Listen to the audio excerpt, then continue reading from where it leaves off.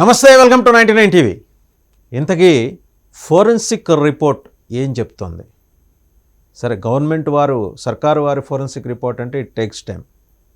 మనకు గుర్తుందా, ఒకసారి అప్పట్లో తెలుగుదేశం పార్టీ అధికార ప్రతినిధి బెజవాడలో ఆయన కూడా ఇలాగే ఒక ఫోరెన్సిక్ రిపోర్ట్ అంటూ ఒకటి బయటికి తీసుకొచ్చి చెప్పారు. ఎక్కడో అమెరికాలో ఉన్న ఒక సంస్థ చేత చేయించుకున్నామని చెప్పేసి.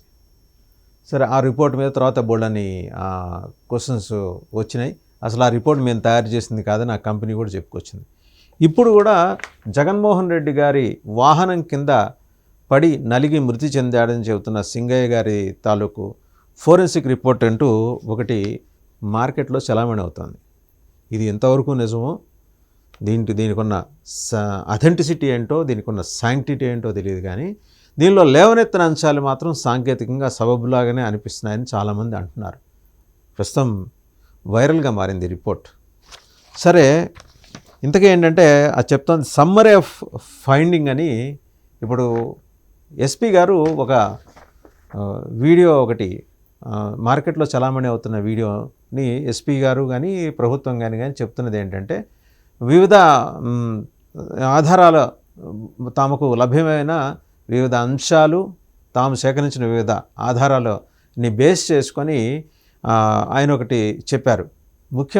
మాజీ ముఖ్యమంత్రి జగన్మోహన్ రెడ్డి గారి వాహనం ఆ సింగయ్య గారి తల మీద నుంచి వెళ్ళటం వల్లే అతను చనిపోయాడని నిర్ధారణ చెప్పి ఆ వెహికల్ నెంబరు, మొత్తం ఆ ఫుటేజ్ వివరాలు, సీసీటీవీ, రకరకాల సోర్సెస్ నుంచి సేకరించిన ఆధారాలని చెప్పారు. CCTV footage, drone visuals and live coverage, ఇట్లా 3-4 యాంగిల్స్ నుంచి సేకరించిన ఆధారాలను బట్టి ఆయన చెప్పింది ఏంటంటే, మాజీ ముఖ్యమంత్రి గారి వెహికల్ సింగయ్య గారి మీద నుంచి వెళ్ళటం వల్ల ఆయన నలిగిపోయింది, ఆయన బాడీ టైర్ కింద అని చెప్పేసి చెప్తూ ఈ ఫలానా భారత న్యాయ సంహితలోని 2 కొత్త సెక్షన్ల కింద కల్పబుల్ అని చెప్పేసి ఒక ఆ సెక్షన్ల కింద కేసు నమోదు చేశారు. మొత్తం 6.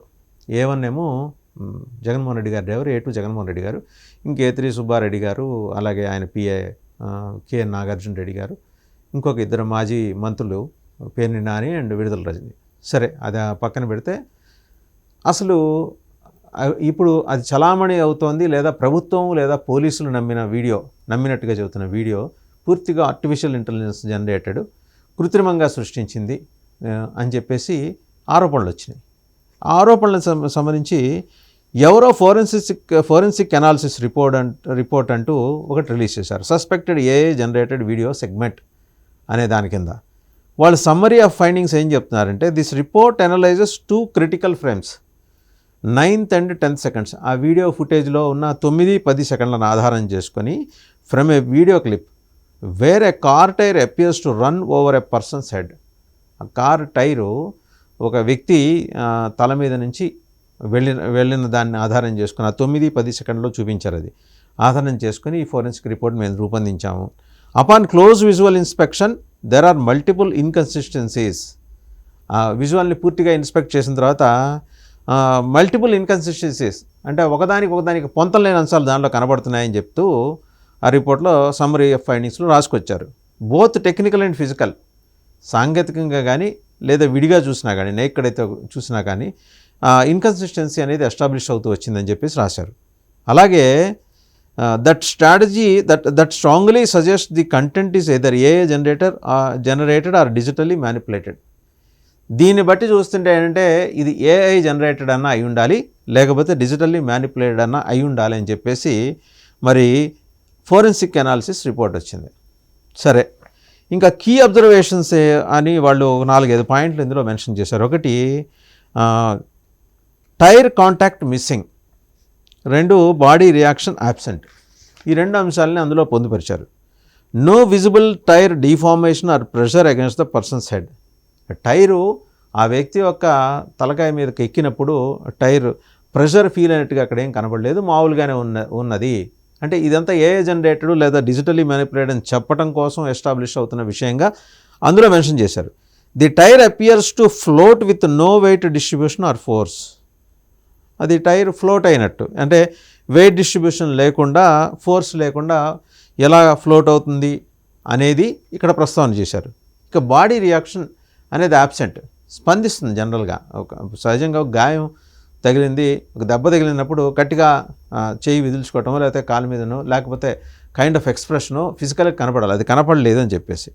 The head and body do not show any sign of compression, injury or displacement between frames.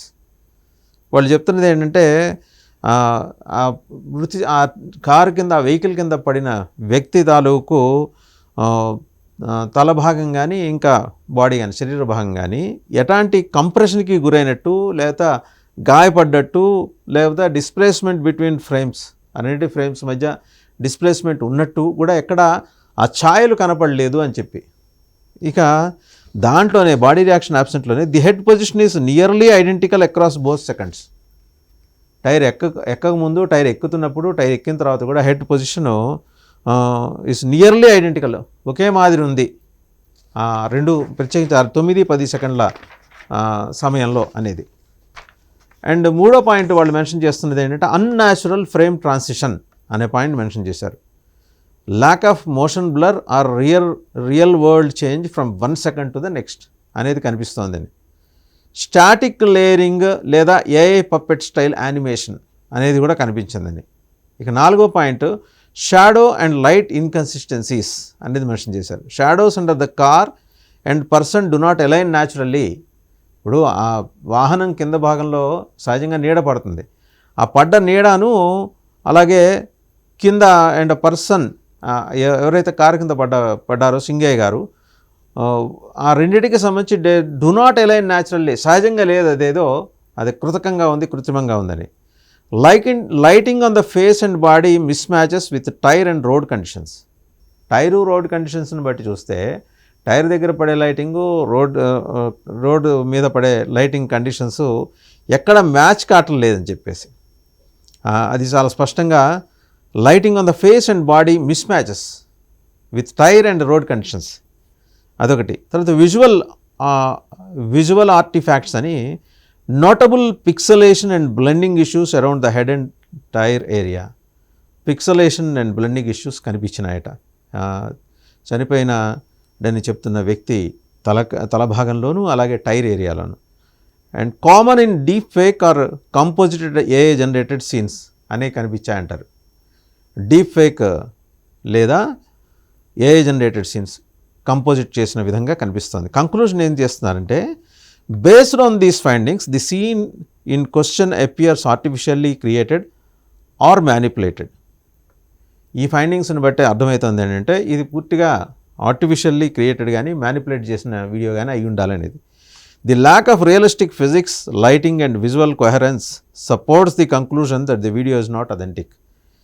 Realistic physics కనపడకపోవటం, లైటింగ్ లేకపోవటం, విజువల్ కొహరెన్స్ అంటే ఒకే ప్రాంతంలో పడే చోటు చేసుకునే అంశాల మధ్య కొహరెన్స్ లేకపోవడం అనేది స్పష్టంగా కనిపిస్తుంది. దీనివల్ల ఇది న్యాచురల్గా ఉన్న వీడియో కాదు, ఆర్టిఫిషియల్ జనరేట్ అయింది లేదా డిజిటల్లీ మ్యానిపులేట్ అయింది, అందువల్ల దీనికి అథెంటిసిటీ లేదు అని చెప్తున్నారు. This footage should be considered misleading and must not be treated as document evidence without further verification. తర్వాతి వెరిఫికేషన్ లేకుండా కూడా ఈ ఫుటేజ్ని కన్సిడర్ చేయొద్దు, ఇది మిస్లీడింగ్గా ఉంది అండ్ దీన్ని డాక్యుమెంటరీ ఎవిడెన్స్గా తీసుకోవద్దని కూడా స్ట్రాంగ్గా సజెస్ట్ చేస్తున్నారు. మరి ఫోరెన్సిక్ అనాలిసిస్ రిపోర్ట్ ఎక్కడి నుంచి చేయించారో, ఎవరు చేయించారో అది మాత్రం ఏంటంటే మార్కెట్లో నడుస్తుంది, సోషల్ మీడియా మార్కెట్లో తిరుగుతోంది, వైరల్ అవుతుంది. ఇందులో టెక్నికల్ అంశాలు చాలా లేవనెత్తారు. మరి దానికి ప్రభుత్వం దగ్గర ఉండే ఆధారాలు ఏంటో ప్రభుత్వం వాళ్ళు కోర్టులో చెప్పుకుంటారు, ప్రభుత్వం కానీ పోలీసులు కానీ. ఒకటి మాత్రం ప్రధానంగా అడుగుతున్నది ఏంటంటే ఈ వెహికల్ బాయ్నెట్ ఎక్కుతున్న వ్యక్తి ముందు వేసుకున్న షర్ట్ నల్లదైతే ఎక్కిన తర్వాత తెల్ల షర్ట్ ఎలా అయిందనేది. బహుశా పోలీసులు దానికి కూడా ఇంకో రోజు ఎప్పుడో సమాధానం చెప్తారు, తీరిక చూసుకొని వేచి చూద్దాం.